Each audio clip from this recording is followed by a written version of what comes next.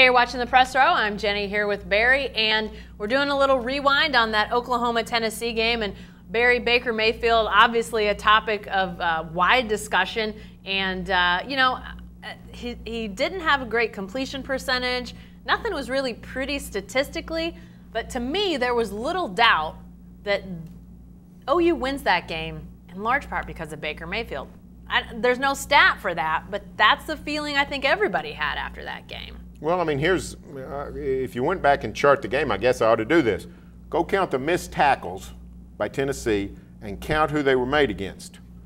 Baker Mayfield broke more tackles than Samaje Perine or Joe Mixon or Sterling Shepard or any receiver. The quarterback, who's supposed to be the thrower, broke more tackles than anybody on the team. He kept plays alive. He showed that he's a playmaker. He showed that he's a gamer. That when the lights come on, he's ready to go. So that was very encouraging.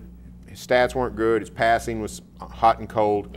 But he showed himself to be the leader of this team and produced a great comeback. Even when the offense was struggling, you still wanted to see what he was going to do. You know, it was fun to watch. He was fun to watch, and you know, I think that kind of really just toughness. I mean, I think we'd sort of had maybe a few inklings that Baker Mayfield, you know, he's obviously a walk-on at Tech who wins the starting job. I mean, you got to be kind of resilient to do that. He transfers to a place that's got, you know, looks like a platoon of quarterbacks, and he wins the job again. Again, a sign of that toughness. But until you get into the fire like they were at Tennessee, you don't know exactly what you have.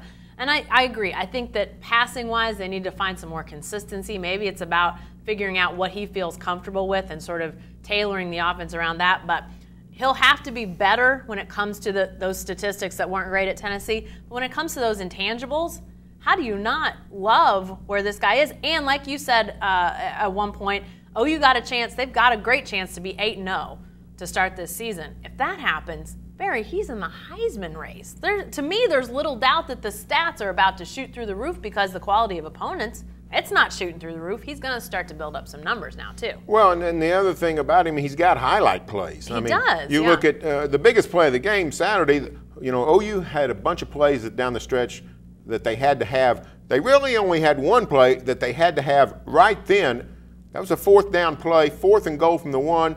In the first overtime, they're down 7, and they run an option play. And Mayfield keeps the ball, barrels into the end zone. So you've got an air raid quarterback who's running the option even. So good debut for Baker Mayfield with plenty of room to grow. That's the good news. The highlight, it may not have been Sam Bradford's flip at Bedlam, but it was still a pretty good highlight, for darn sure.